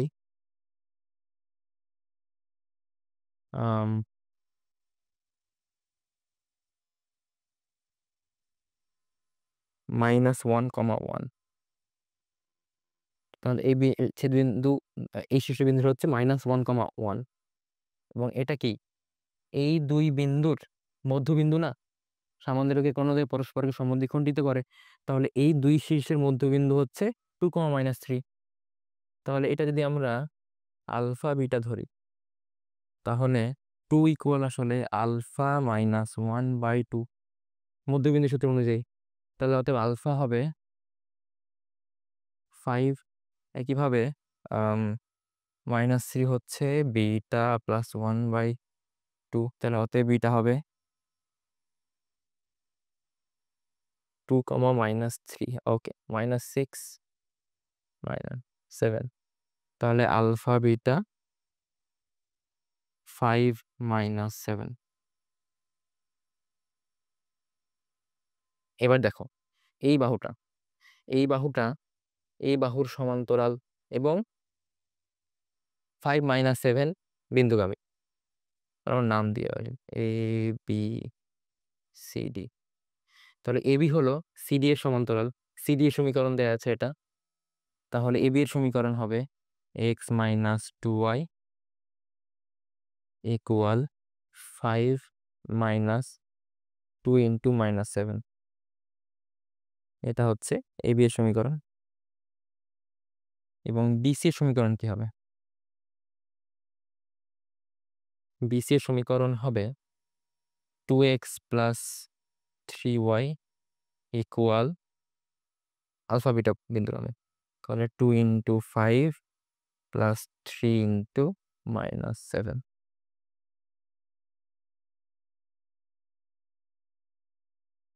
এই গেল আমাদের সামান্তরিক সমীকরণ। এবার দেখো আমরা আরেকটা ম্যাথ নেই। এমন একটা সরলরেখার সমীকরণ নির্ণয় করো যা x - y/b = 1 রেখার উপর লম্ব এবং উক্ত রেখাটি x অক্ষকে যে বিন্দুতে ছেদ করে ওই বিন্দুগামী। তাহলে দেখো এখানে আমাদের সমীকরণ দেওয়া আছে। এই সমীকরণ থেকে আমরা কি বলতে পারি? x অক্ষের ছেদাংশ হচ্ছে a, y অক্ষের ছেদাংশ হচ্ছে -b, অর্থাৎ নিচে। অর্থাৎ আমাদের সরলরেখাটা এইরকম, এইটুকু a এইটুকু b। তাহলে উক্ত রেখাটি এক্স অক্ষকে যে বিন্দুতে ছেদ করে তা ওই বিন্দুগামী। তাহলে এক্স অক্ষকে কোন বিন্দুতে ছেদ করে? A0 বিন্দুতে, তাই না? তাহলে চলো আমরা সমীকরণ লিখে ফেলি। X by A minus y by B equal 1, তাহলে B x minus A y equal A B. তাহলে অতএব লম্ব রেখা হবে A x plus B y. দেখো সহগ দুইটা চেঞ্জ হয়ে গেল এবং একটা চিহ্ন চেঞ্জ করে ফেললাম, ইকুয়াল আবার কি A0 বিন্দুগামী না? তাহলে a into a plus b into 0 equal a square. তাহলে a x plus B y equal a square. এটাই হলো আমাদের কাঙ্ক্ষিত সমীকরণ। চলো, ই বিন্দুগামী এবং এবি রেখার উপর লম্ব রেখার সমীকরণ নির্ণয় করতে বলছে।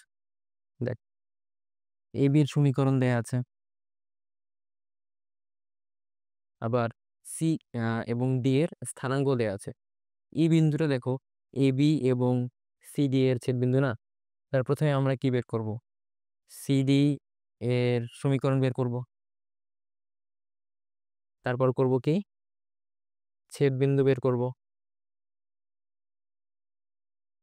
তারপর ছেদ বিন্দু যদি আলফা বিটা হয় তাহলে দেখো, তাহলে বিন্দুটা কি হবে? তাহলে মানে সরলরেখাটা কি হবে, সমীকরণটা কি হবে আলটিমেটলি? যেটা ই বিন্দু দিয়ে যাবে এবং এবি এর উপর লম্ব হবে। তাহলে এবি এর উপর লম্ব রেখা সমীকরণ কি আমরা সহ ঘুরিয়ে দিলাম, একটার আগে মাইনাস নিলাম, ইকুয়াল টু আল, আচ্ছা এখানে তো এটা ওয়াই হবে, সহ ঘুরিয়ে ফেললাম, একটা আগে মাইনাস নিলাম এবং আলফা বিটা মানে ছেদ বিন্দু এটা বসিয়ে দিলাম মাইনাস বিটা, শেষ।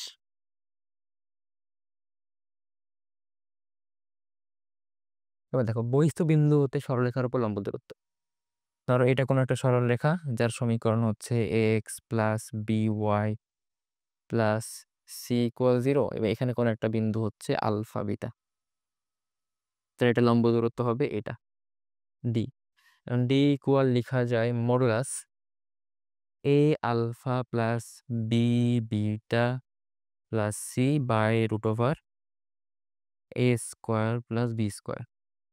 খেয়াল করো এখানে নিচে যে হরে যা আছে A square plus B square, এখানে এ আর বি কিন্তু এক্স এবং ওয়াই এর সহগ, এ আর এ বি কিন্তু বিন্দুটা না। অনেকে ভুল করে এখানে বিন্দু বসিয়ে দেয়, তাহলে কিন্তু হবে না। আমাদেরকে এ এবং বি এর সহগের বর্গের যোগফল বসাতে হবে। হ্যাঁ দেখো, এ বি এর উপর লম্ব রেখার সমীকরণ নির্ণয় করো যা পি বিন্দু হতে 2 একক দূরে অবস্থিত। তাহলে এ বি এর লম্ব রেখার সমীকরণ বের করতে হবে। তাহলে এ বি এর লম্ব রেখার সমীকরণ কি হবে? এ বি এর সমীকরণ আগে বের করি। এ বি এর সমীকরণ হবে y মাইনাস 5 পাই x plus 1 equal 5 plus 1 by minus 1 minus 3, 6 by minus 4 minus 3 by 2, তাহলে 2y minus 10 equal minus 3x minus 3, তাহলে 3x প্লাস 2y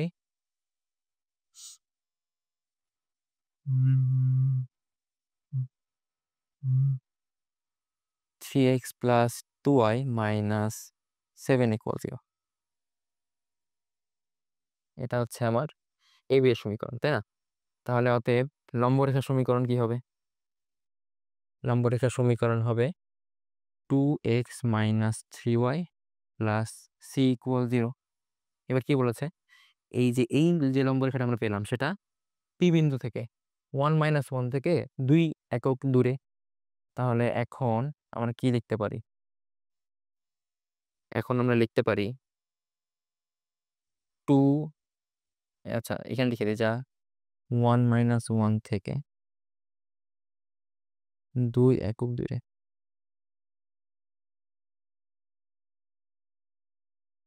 এখন 2 into 1 minus 3 into minus 1 plus C, 2 square plus 3 square equal 2 একক দূরে, তাই না? তাহলে এটা হবে 2। এখন লেখা যায় এটা হচ্ছে 2 আর এটা হচ্ছে 3, তাহলে 5 plus C equal plus minus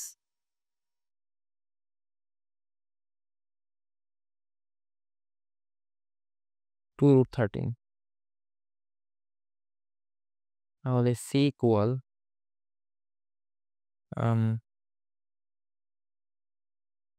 -5 plus minus 2√13। এখন সিটা যদি আমরা এই সমীকরণ বসিয়ে দিই তাহলে আমরা আমাদের কাঙ্ক্ষিত সমীকরণ পেয়ে যাব। এখন এখানে আমরা অবশ্যই 2টা সমীকরণ পাবো, কারণ এটার উপর লম্ব রেখা এখানেও হতে পারে এখানেও হতে পারে, যারা এই যে 2 একক দূরে। ওকে, তাহলে চলো আমরা নেক্সট স্লাইডে যাই। এবার দেখো বলেছে 8x + 15y - 12 = 0 সরলরেখার সমান্তরাল এবং 2 একক দূরবর্তী সরলরেখার সমীকরণ বের করতে বলেছে। তাহলে এটা সমান্তরাল সরলরেখার সমীকরণ হবে 8x + 15y + c = 0 এবং 2 একক দূরবর্তী, তাই না? তাহলে আমরা সমান্তরাল সরলরেখার দূরত্ব বের করার আগে সূত্র জেনে আসি। দুইটি সমান্তরাল সরলরেখার মধ্যবর্তী দূরত্ব, ধরো একটা সময় সমান্তরাল সরলরেখা যদি হয় ax + by + c = 0 c1, তাহলে আরেকটা সমান্তরাল সরলরেখার সমীকরণ হবে এইটা। দেখ, x আর y এর সহগ কিন্তু সেম, অর্থাৎ এরা হচ্ছে সমান্তরাল। তাহলে এদের মধ্যবর্তী দূরত্ব হবে modulus c1 - c2 √a² + b²। ঠিক আছে, তাহলে এবার আমরা ম্যাথটা করি, চলো। এবার দেখো এখানে c বলেছে আর এখানে 12, তাহলে মধ্যবর্তী দূরত্ব হবে হচ্ছে c + 12/√8² + 15² মডুলাস ইকুয়াল 2। তাহলে c + 12 ইকুয়াল ±2 × 17, তাহলে c ইকুয়াল -12 ± 34। তাহলে এখানে c এর ভ্যালুটা আমরা যদি সমীকরণে বসিয়ে দিই তাহলে আমরা আমাদের কাঙ্ক্ষিত সমীকরণ পেয়ে যাবো।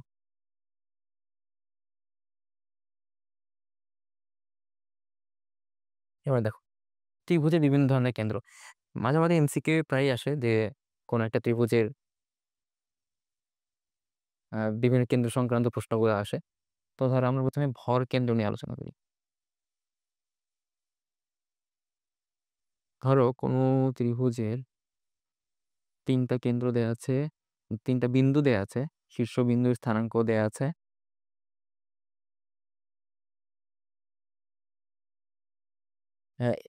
এখানে ধরলাম ভর কেন্দ্র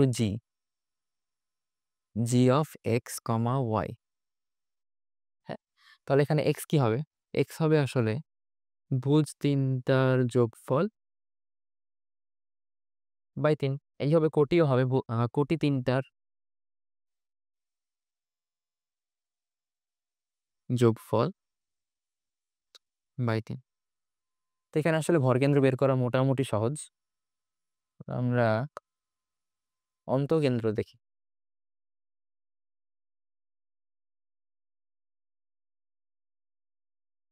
অন্তকেন্দ্র আসলে দুইটা কোনো ত্রিভুজের কোণগুলোর সমদ্বিখণ্ডক যে বিন্দুতে ছেদ করে ওটাকে আমরা অন্তকেন্দ্র বলি। তো একইভাবে এখানে 3টা স্থানাঙ্ক দেয়া আছে, ধরে ফেলি x1 y1, x2 y2 আর x3 y3। তো 3টা বিন্দু স্থানাঙ্ক দেওয়া থাকলে আমরা কি দূরত্ব বের করার সূত্র খাটিয়ে ত্রিভুজের বাহুগুলোর দৈর্ঘ্য বের করতে পারি। তো ধরলাম এই বাহু দৈর্ঘ্য a পেয়েছি, এটা b পেয়েছি, এটা c পেয়েছি। তো ধরলাম অন্তকেন্দ্র I of x y। হ্যাঁ, তাহলে x ইকুয়াল আমরা লিখতে পারি, কি লিখতে পারি? x ইকুয়াল লিখতে পারি ax1 + bx2 + cx3। দেখো a × x1, b × x2, c × x3, অর্থাৎ যে বাহু দৈর্ঘ্য নিয়েছি তার বিপরীত বাহু ভুজ নিয়েছি, বাহুর বিপরীত বিন্দুর বিপরীত শীর্ষে ভুজ নিয়েছি, plus a plus b plus C,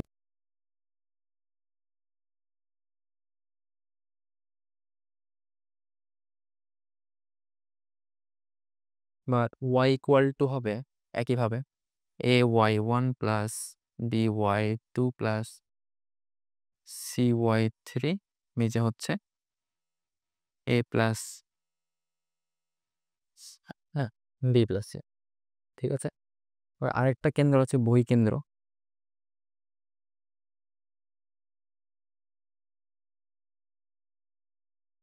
বহিঃ কেন্দ্র হলো ত্রিভুজের আগে তো ছিল অন্তস্থ কোণগুলোর সমদ্বিখণ্ডক যে বিন্দুতে ছেদ করে, আর বহিঃ কেন্দ্র হলো ত্রিভুজের বহিস্থ বিন্দু, বহিস্থ কোণের মধ্যবিন্দু, সরি বহিস্থ কোণের সমদ্বিখণ্ডকের ছেদ বিন্দু, সেটাই হচ্ছে আমাদের বহিঃ কেন্দ্র। তো বহিঃ কেন্দ্রের ক্ষেত্রে যে বাহুর সাথে বহিঃ কেন্দ্র তৈরি হবে, যেমন এক্ষেত্রে এখানে তৈরি হচ্ছে আমাদের বহিঃ কেন্দ্র, তাহলে শুধু সেটার আগে সেই বাহুর আগে মাইনাস হবে, যেমন এ ইকুয়াল মাইনাস এ,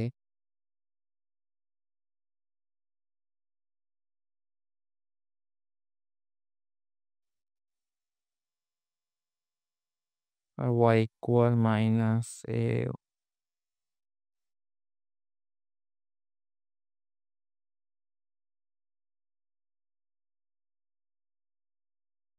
অলরাইট, তাহলে ত্রিভুজে এই কেন্দ্র সংক্রান্ত ব্যাপার স্যাপার চলে গেল।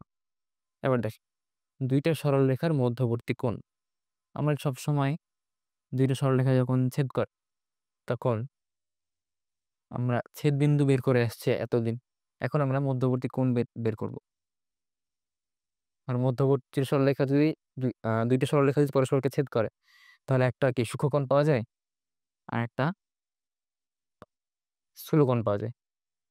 তো ধরলাম আমরা এটার ঢাল হচ্ছে এম, এটার M1, এটার ঢাল হচ্ছে M2, তাহলে এটাও আমরা সবসময় ঘড়ির কাঁটার বিপরীত দিক হিসেবে চিন্তা করব, তাহলে আমাদের চিহ্ন নিয়ে মাথা ঘামাতে হবে না। যদি আমরা যদি এখানে দুইটা সরলরেখার মধ্যবর্তী কোণ থিটা পাই, দুইটা সরলরেখার মধ্যবর্তী কোণ যদি থিটা হয়, তাহলে লিখতে পারি tan theta equal plus minus M1 minus M2 1 plus M1 M2। এই সিম্পল সূত্র খাটিয়ে আমরা দুইটা সরলরেখার মধ্যবর্তী কোণ সবসময় বের করতে পারবো। এই চলো এখন এটার কিছু অ্যাপ্লিকেশন দেখা যাক, আমরা কোন কোন ক্ষেত্রে দুইটা সরলরেখার মধ্যবর্তী কোণ ইউজ করব। ওই দেখো পি বিন্দুগামী, পি বিন্দু কত, পি বিন্দু হচ্ছে 1 - 1 এবং এডি সরলরেখার সাথে এবি হবে, যাই হোক এবি সরলরেখার সাথে 45 ডিগ্রি কোণ তৈরি করে এমন সরলরেখা সমীকরণ নির্ণয় করতে বলেছে। এখন এবি এর সরলরেখার সাথে 45 ডিগ্রি কোণ তৈরি করতে পারে দুইভাবে, এটা হচ্ছে আমাদের পি বিন্দু, তো এইভাবেও 45 ডিগ্রি তৈরি করতে পারে, আবার এটা যদি পি হয় এইভাবেও 45 ডিগ্রি কোণ তৈরি করতে পারে। তো দেখলাম না আমাদের সূত্রে প্লাস মাইনাস আছে, তো ওইভাবে আসলে আমাদের ঢালের মান দুই রকম আসবে, এমন ভাবে আসবে যেন আমাদের উত্তরটা মিলে যায়। চল আগে আমরা এবি এর সমীকরণ বের করে ফেলি। এবি এর সমীকরণ হলো y - 5x প্লাস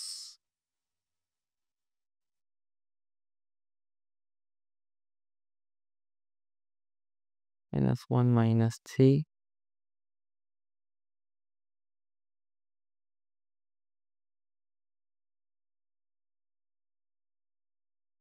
তাহলে আমরা পাই 2y - 10 ইকুয়াল -3x - 3, মানে 3x প্লাস 2y - 7 ইকুয়াল 0। এটা হচ্ছে আমাদের এ বি সরলরেখার সমীকরণ। এখন এবি সরলরেখার ঢাল কত? এম অফ এ বি হচ্ছে -3/2, তাই না? এবি সরলরেখার ঢাল এখানে -3/2। তাহলে যদি আমাদের কাঙ্ক্ষিত সরলরেখার ঢাল ধরি, নির্ণেয় সরলরেখা এরকম y y plus one into equal M into x minus one. তাহলে এখানে কি ঢাল হচ্ছে এম। তাহলে আমরা কি জানি, এর দুইটা কোণ 45 ডিগ্রি, অর্থাৎ আমাদের কাঙ্ক্ষিত বা নিম্ন সরলরেখাটা এই সরলরেখার সাথে 45 ডিগ্রি তো কোণ তৈরি করছে। তাহলে tan 45 degree equal 1 equal plus minus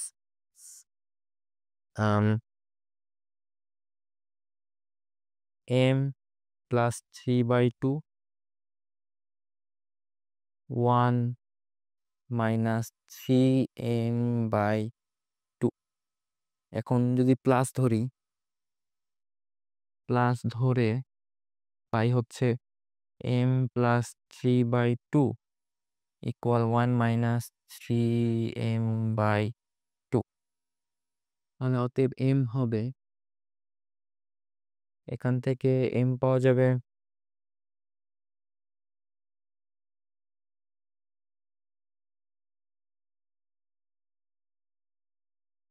-1/5। আবার আমি যদি মাইনাস ধরি, m plus 3/2 equal -1 plus 3m/2। এখান থেকে m পাওয়া যাবে আসলে 5। এখানে m এর দুইটা ভ্যালু আমরা যদি এখানে বসিয়ে দিই তাহলে দুইটা সমীকরণ পেয়ে যাব, এবং ওই দুইটা সমীকরণই আমাদের এবি সমীকরণের সাথে 45 ডিগ্রি কোণ তৈরি করবে। ওকে, এবার দেখো আরেকটা ম্যাথ নিই আমরা, যেটা হচ্ছে 1 - 1 বিন্দুগামী এবং এবি রেখার সাথে 45 ডিগ্রি কোণ তৈরি করে এরূপ রেখাদ্বয় পরস্পর লম্ব। তাহলে এটা এক্স্যাক্টলি আগের ম্যাথের মতোই। প্রথমে আমরা কি এবি এর সমীকরণ বের করব, এবি এর সমীকরণ বের করব, তারপর ঢাল বের করব, তারপর নতুন সমীকরণ বের করব, তারপর tan 45 degree equal m1 minus m2 by m1 plus m, sorry 1 plus m1 m2। এই সূত্র ব্যবহার করে আমরা দুই, যেহেতু এখানে প্লাস মাইনাস আছে তাই কি m এর দুইটা ভ্যালু বের হবে, m এর দুইটা ভ্যালু বের করে আমরা কি দেখাবো, m1 ইন্টু m2 ইকুয়াল -1। যেহেতু ঢাল দ্বয়ের গুণফল -1, তাই এরা পরস্পরের সাথে 90 ডিগ্রি কোণ তৈরি করে, তাই এরা হবে পরস্পর লম্ব।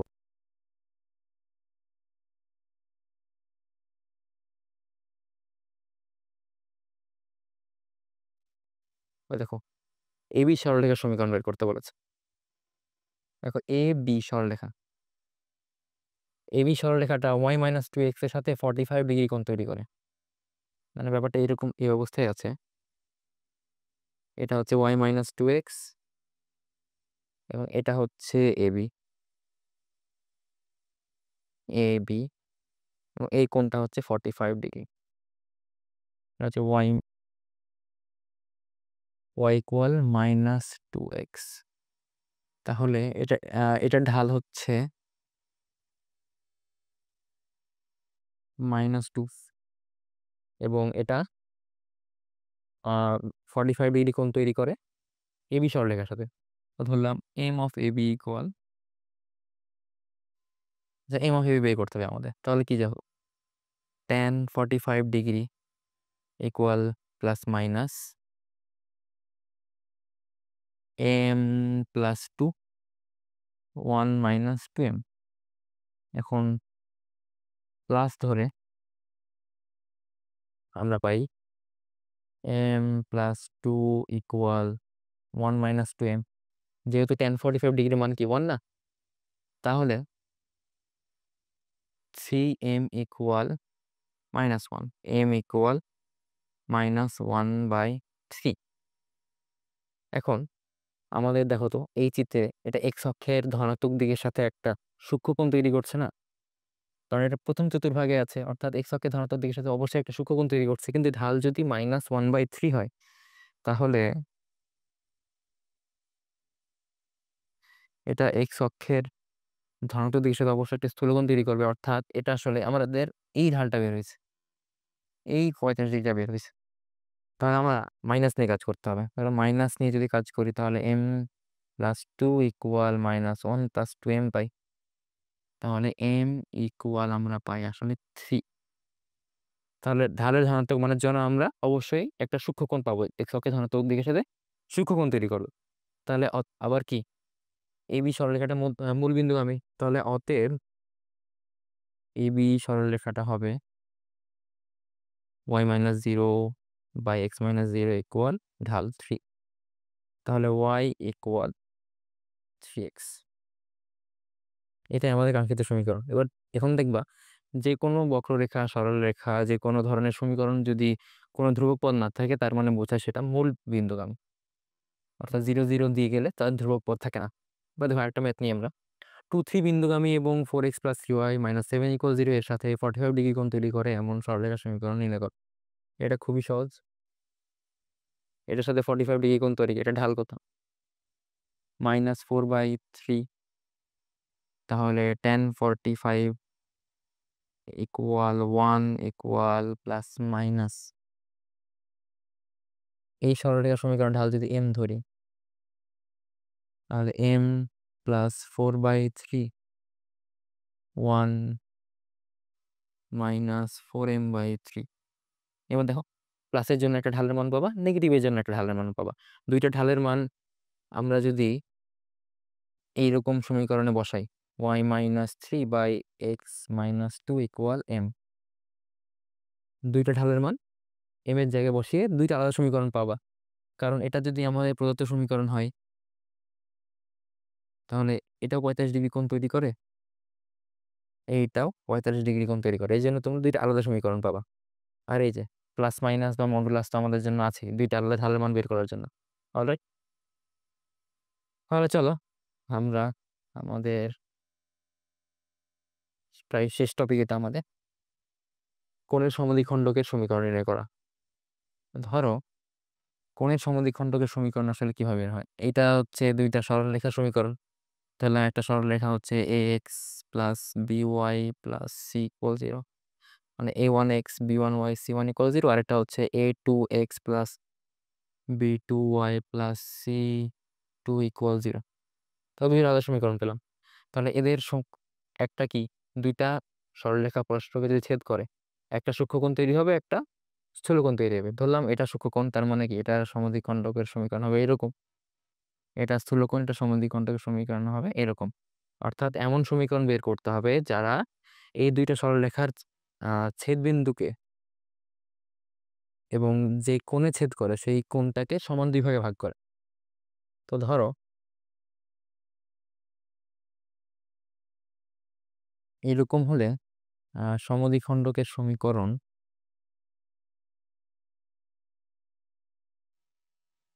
হবে a1x + b1y + c1 /√a1²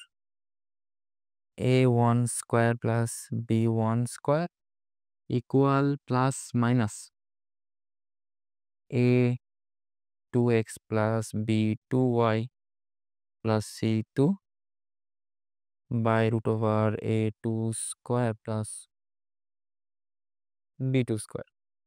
এবার আমরা কখন বুঝবো যে কোনটা আমার কোন সমদ্বিখণ্ডকের সমীকরণ, কোনটা আমার স্থূলকোণকে সমদ্বিখণ্ডিত করছে, কোনটা আমার সূক্ষ্মকোণকে সমদ্বিখণ্ডিত করছে? দেখো যদি a1 a2 + b1 b2 0 হয়, অথবা a1 a2 + b1 b2 <0 হয়। 0 হলে আমরা পজিটিভ পাচ্ছি, <0 হলে নেগেটিভ পাচ্ছি। তাহলে এই যখন পজিটিভ পাবো তখন পজিটিভ নিব, যখন নেগেটিভ পাবো তখন নেগেটিভ নিব। তাহলে এই চিহ্ন নিলে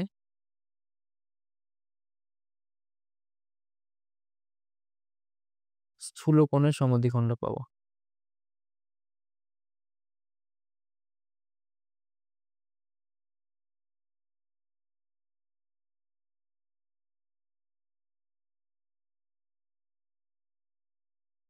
ঠিক আছে?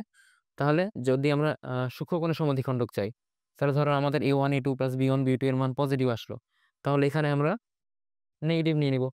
আবার যদি নেগেটিভ আসে তাহলে পজিটিভ নিয়ে নিব। তার বিপরীতটা নিলে আমরা সূক্ষ্মকোণের সমদ্বিখণ্ডক পাবো। আর আমাদের a1 a2 plus b1 b2 এর মান যেটা আসবে আমরা যদি সেটাই নিই, তাহলে আমরা আলটিমেটলি এখানে স্থূলকোণের সমীকরণ পাবো। এবার ধরো আলফা বিটা কোনো র্যান্ডম বিন্দু,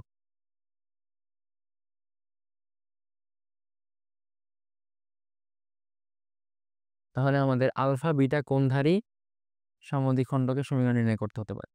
যেমন ধরো এটা যদি দুইটা সরলরেখা ছেদ করে এবং এখানে যদি কোনো বিন্দু আলফা বিটা হয়, তাহলে আলফা বিটা কি এই কোণের ভিতরে আছে, তাহলে আমাদের এই সমীকরণটা, এই সমদ্বিখণ্ডকটা বের করতে হবে। তাহলে আমরা ধরো আমরা এখানে দুইটা আগের মতো দুইটা সরলরেখার সমীকরণ ডিফাইন করি, যেটা হচ্ছে আমাদের এফ অফ এক্স ওয়াই, একটা হলো আমাদের g of x y, a2x plus b2y plus c2 equal 0।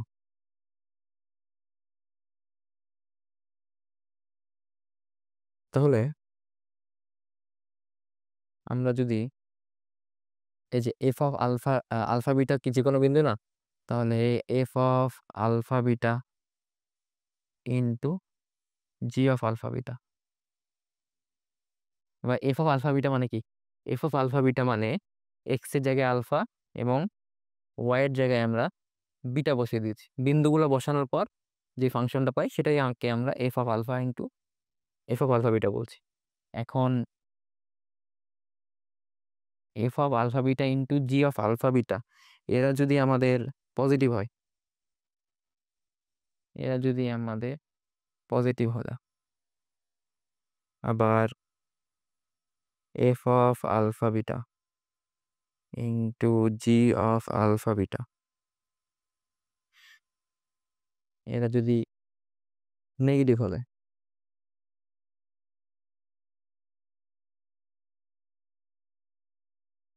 Positive চিহ্ন নিব, নেগেটিভ চিহ্ন নিব।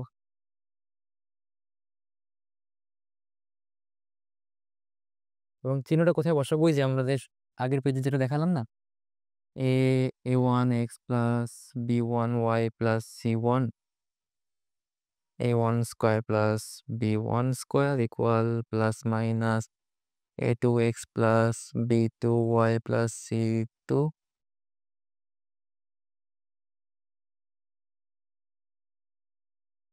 এই যে যদি আমাদের এটা পজিটিভ আসে তাহলে এখানে পজিটিভ চিহ্ন বিশিষ্ট সমীকরণ নিব, আর যদি আমাদের নেগেটিভ আসে তাহলে আমরা নেগেটিভ চিহ্ন বিশিষ্ট সমীকরণ নিব। তাহলে আমরা আমাদের কাঙ্ক্ষিত সমীকরণ পেয়ে যাব। এবার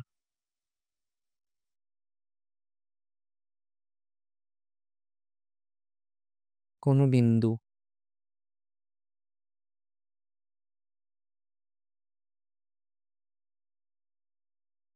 স্থূল কোণে অবস্থিত নাকি সূক্ষ্ম কোণে,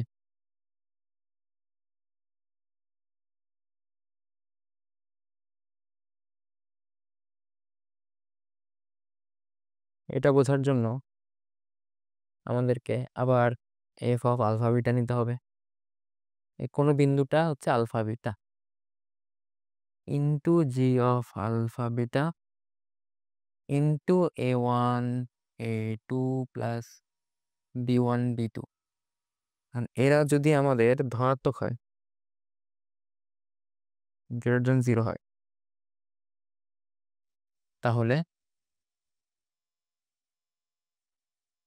স্থূলকোণ। আর যদি এরা হচ্ছে আমার লেস দেন 0 হয়, তাহলে আমরা পাবো সূক্ষ্ম কোণে অবস্থিত।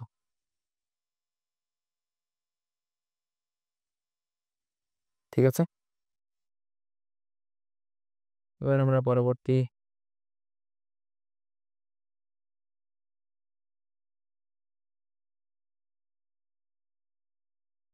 আমরা যদি এবার একটা উদাহরণ নিই, দেখো 4x + 3y + 7 = 0 এবং 2x - 5y + 1 = 0, এই রেখা দুইটার মধ্যবর্তী স্থূল কোণের সমীকরণ নির্ণয় করতে হবে।